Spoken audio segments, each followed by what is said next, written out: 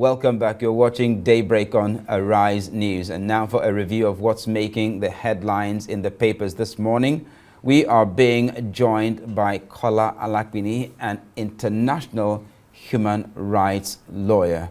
Well, glad to have you once again on Daybreak, Mr. Alakwini, and of course on the newspaper review. So straight up, we will go into our sister publication this day. And right at the top of the front page, we have that story that's probably in most of the newspapers today. Turaki faction appeals after court nullifies the Ibadan PDP convention. Of course, the stratification in the People's Democratic Party is not a secret. It's a very open thing at the moment. And of course, right under that, we have the headline also. Fela Kuti, the Afrobeat legend honored by the Grammys. He becomes the first African to receive the Grammy Lifetime Achievement Award.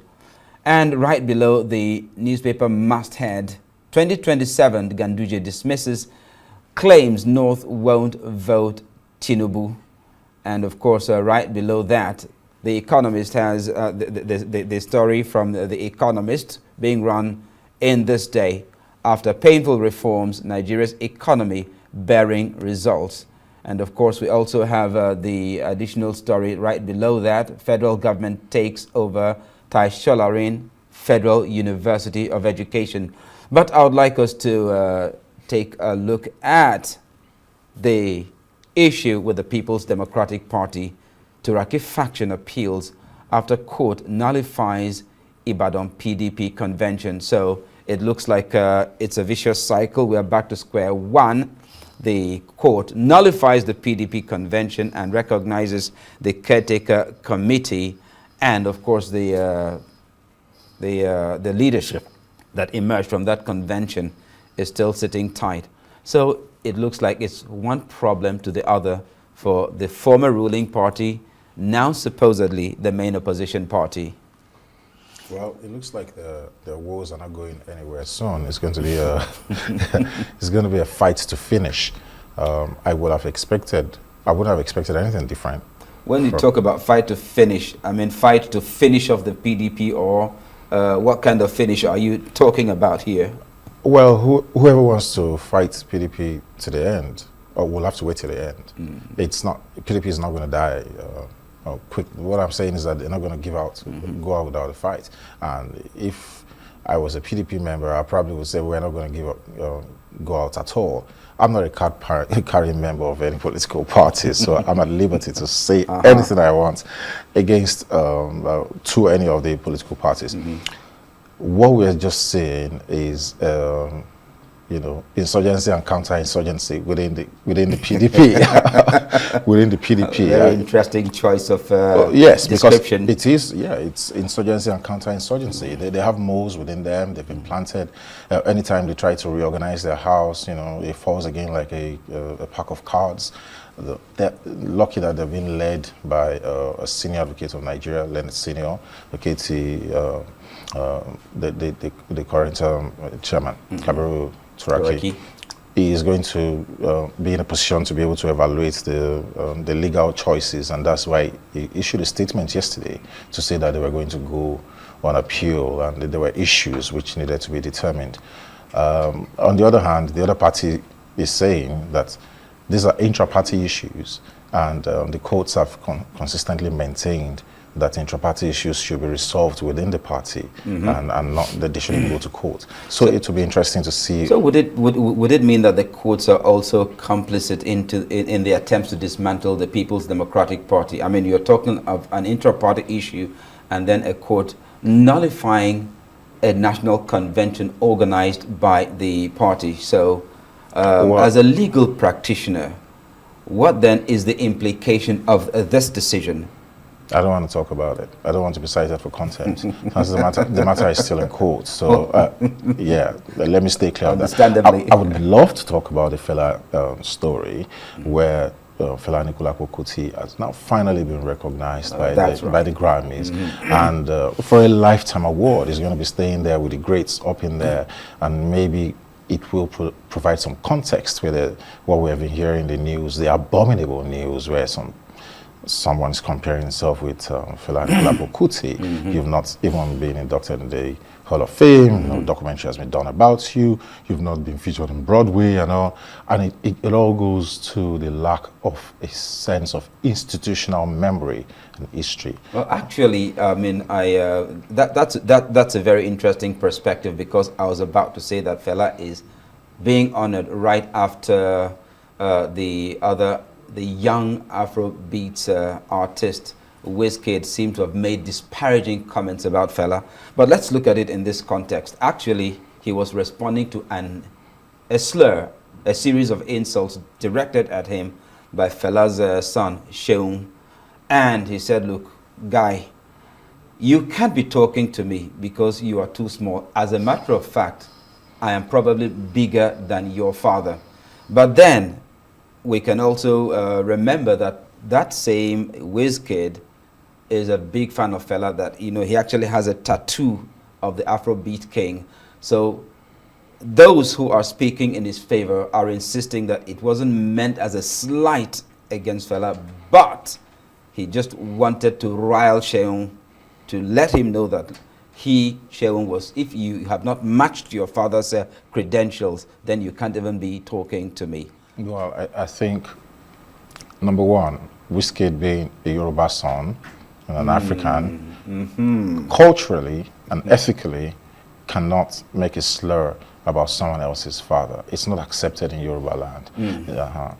Number two, being very close to the Anikulapo Kuti family, such a thing should not be coming out of his mouth. He has profited of Fela's music. Absolutely. He has sampled his songs. He goes to Felabration. They are family. And what Wizkid, they are family. What he ought to have done when his fans, the so-called Wizkid FC, were throwing all these tantrums and saying all these undesirable things online. And this is the star power that most of these artists have. He ought to have gone on Twitter or wherever and said, stop this nonsense. This is unacceptable. And that would have been the end. But he goaded them. He goaded them with his silence. We're not speaking on time. And eventually when he was going to speak, he also started making personal attacks. But the question is, how do we resolve all these issues before it goes beyond proportion? Because when you say some things, once it goes out there, you are not able to recall it back. Is he ever going to be able to go to Felabration again? And still, and the family are going to be able to lower their guard and trust him? What about the fans? The important thing is, we should be able, the big guys there should be able to just call their fans to order, settle this thing behind closed doors. I'm very happy that Fela has been honored with this lifetime. He deserves it. The Anikulapo Kuti family is one of the very few families in Africa where you've had 3 members of the family all nominated for Grammy. Fela was, and now he's won the lifetime. Sheung had been nominated, Femi had been nominated like 4 times. Sheung has also been nominated. So it's a testament to the legacy of Fela Anikulapo Kuti. I'll come to think of it, well, that's the answer Wizkid probably would get. A very, very, very loud and eloquent answer from the Grammys. Fela absolutely is the biggest of them. The legend. And he won it in his own right, not a collaboration. Yes, of course. Well, then finally in this day, the story right below the masthead, the Ganduje dismisses claim the North won't vote Tinubu. But of course, I mean, this is not something we can ignore, because it appears that the majority of northern politicians hitherto aligned with the APC are seeming to hunt for another candidate, most probably from the North this time around, although the former APC chairman Ganduje does not believe that that is the case. Well, historically, it's always very difficult to dislodge an incumbent. I think former President Goodluck Jonathan has the, the honor or the infirmity of being the only president who relinquished, in quotes, or who subjected himself to the rules of the electoral body. It's always been a slugged out battle, and the incumbent will always muzzle in. That is the challenge that the candidates now have with the incumbent, who is a professional politician. It's been there since the days of Yaradua Senior. Very interesting. He's a professional Yes, politician. once he left Mobile as treasurer and everything, and he had gone into politics, he's not done anything else. He's been there consistently since he was a senator. That's over 3 decades now. There's a famous picture of him in Nassau Rock with the former military head of state, General Abacha was there. MK Abiola was this man has been in those circles for over 3 decades. We'll give it to him. He's actually an excellent political strategist, as events have actually proven. And he's been a dogged fighter. He's brought out, he put himself out last. So therefore, when he decided to come out, none of them could say he hadn't given them a chance, a shot at the title, apart from his own protege who tried to, create an upset. Professor Oshibajo. It was a very different, or rather, it was not a very nice calculation as far as I was concerned. Well, he should have waited his time and had been loyal and allow the old war horse. You did make the point that it is very difficult to dislodge the incumbent, so it was more like the continuity of the incumbent at that time. Remember, it was Buhari who most probably stood very solidly behind his erstwhile deputy. No, but the book has now come out to say that Buhari did not support him. Oh, well. The book says Buhari was surprised that he said he was going to run. And one of the biggest indicators of the Buhari's body language during the presidential debate. His body language is aloof and neutral. But we got indicators from the Aso Rock Villa, from the wife, who is very vocal. And she said, who are all these people? The first time, when he won, who are all these people around you? We didn't see them when we were looking for power and everything, and she was speaking in favor of Asiwaju. And then the second time again, what would you say about the wife's body language? Did the wife's body language look like she was supporting the vice president, the former vice president? Of course not. I mean, she wasn't having anything of it. And she's proved to be a very forthright citizen. She'll come out and say it the way it is.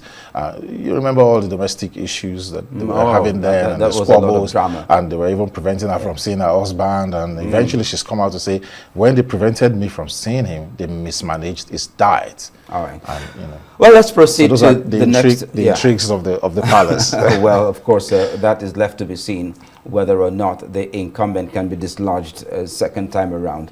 Well, let's move to the Vanguard newspaper, and right above the masthead, we still have that story. Court nullifies PDP convention.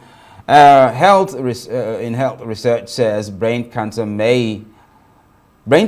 starts many years before detection. Interesting. And of course, the story from the southeastern part of Nigeria. It is not curious that markets open in other southeast states on Mondays except Anambra. Well, the governor has read the Riot Act. And right below the masthead is a story I would like us to take a look at. Nigerians back Governor Bago, that's the Niger State Governor, Mohammed Bago, on single tenure for governors, presidents, says it will end corruption associated with second-term bid. And right below that, we have a situation in Benue State, north-central Nigeria, capturing new life of Zaki, a Benue king, now in IDP camp. Well, ironically, directly below that, industrializing Benue, how Governor Alia is rebuilding the state's economic base, and that's in complete contrast and irony to what is directly above it. But then, Governor Bago on single tenure for governor's president.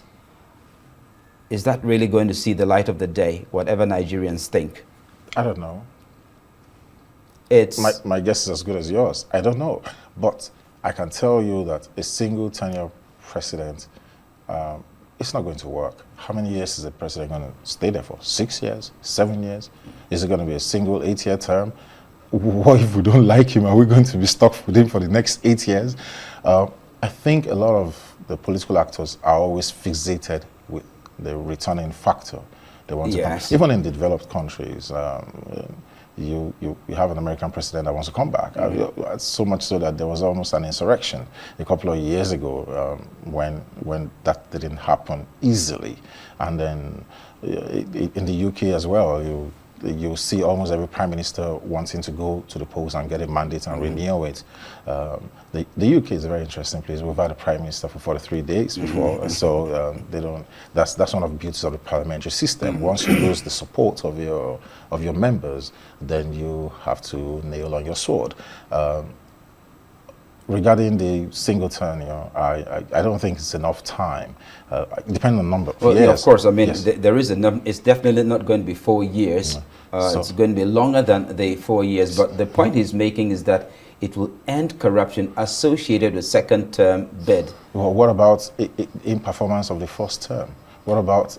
yes, of course. So if you have one term, that means you go all out to ensure that you leave a very good legacy and a very good name too. And of course, if you're going to steal, of course, you'll steal substantially, Charles, because you're not going to have a second term. Charles, let me give you an example of why the single term thing is problematic. All right, humor me. You remember that we had a former minister of the FCT here for 8 years. He went to sleep completely. FCT did not get any development at all. The former minister of FCT is not an elective position, is it? I'm giving you an example. But he was appointed by... How relevant is that example? Hold on. This former minister of FCT was appointed by an elected person. So he has the extension of that mandate. And that elected person did not change this former minister of the FCT. So we all suffer the brunt of an elected person who didn't do the needful. Of course, he will say, he's not aware. I'm not aware. That was the refrain. So if you are voting an incompetent person or someone who is alien, who's always in and out of the hospital and spends more time in the hospital in London or France or wherever, you are going to be stuck with that for 6 years. That is the point I'm trying to make. However, you know, on the flip side, they also go, oh, I need a second time to implement my policies and this and that. I think 4 years is enough. Let's see what you can do in 4 years. If you can't perform in 4 years, then get out. If you can't perform in 4 years, just go away. Those people shouldn't be stuck to your hips. Maybe if you still want to continue, the electorate would have to vote you out. But you know, that's what the power of incumbency does. Exactly. They will always manipulate the state machinery to favor them, and that's why I'm very sure Governor Bago feels that, I mean, if you're not performing, then just do your one term and go. Yeah, I haven't seen a country in the world yet who has been very happy with a single tenure. That's so much they've erected it. I was going to talk about Benue. Benue is very passionate to my heart. I did my youth service with the Nigerian Army in Benue State, and it's painful to see the internally displaced person's situation in the state as a result of persistent attacks by armed herdsmen and bandits. By extension, Southern Kaduna, Plateau, Benue. So much so that a whole monarch has now had to relocate to the IDP. Let me tell you something. Something shocked me as well when I went to Jos. I did part of my university in Jos. And do you know that because of the unrest on Bauchi Road, which, you know, had been populated by settlers, the Bongworms Palace used to be on Bauchi Road. Yes. The government had to relocate the Bongworm from there because of the incessant problems and disturbances to the old government lodge opposite Hill Station Hotel. This thing is real. And the Bauchi Road axis is highly populated. I mean, it's a high density population area. So indeed. I mean, how insecurity could still rear its head in a place like that is actually very amazing. The Bongworm has been surrounded by settlers who don't speak his language, who don't practice the same religion as him, and he has been caught up in this same religious strife and everything. So government had to pull out. He is not safe in that area any longer. He was moved from his ancestral home and relocated to the government lodge. How absolutely unbelievable is that? And then you now have this in Benue, where a whole monarch having to move to the internally displaced. Not relocated. I mean, he actually had to fled for his life. Flee for his life. He's fled because of the failure of government. So when people talk about the genocide, the Christian genocide, and people are leaving their ancestral homes and their ancestral homes are being taken away from them, this is a result of it. This is real. And right below that, we actually have the headline there. industrializing Benue, how Governor Alia is rebuilding the state's economic base, even in the face of the unrest, the conflict, unfortunately, the IDP situation. How possible is that? The governor is, unfortunately, is a sad state. It's a sad case. The 1 minute it talks from both sides of his mouth. That is the problem with the governor of Benue State. 1 minute he says that the state is safe, he has no problems. Next minute he says, oh, they want to take the land, they're coming. So where does he start? For a priest, he's very, very fluid with the truth. That's the best I can say. Okay then. So we move to Saturday Punch now, and of course in the Saturday Punch, right beside the master there, Osun Local Government Accounts Court issues arrest warrants against UBA 3 top officials. But that's against the backdrop of the fact that the local government administrations have actually been sacked by the courts, but they are still there. It's another controversy. But then below the masthead there, very interesting set of stories. An old PDP convention to Raki fumes, Wike's camp celebrates. Well, of course, we now see where that is coming from. Nigerians self-deport amid Trump's deadly ICE raids. And of course, we have how Nollywood actor was arrested over failed coup plot. Well, let's continue from there. Nigerians self-deporting. I mean, well, I have not actually heard of anyone documented or reported to have, returned to the country self-deporting, although we also know about the drama accompanying the activities of the Department of Homeland Security in the United States, where ICE agents have even been shooting United States citizens in a bid to deport, illegal aliens in the U.S. So Nigerians self-deporting from the United States in anticipation of, ICE coming to force them back. That's not unusual.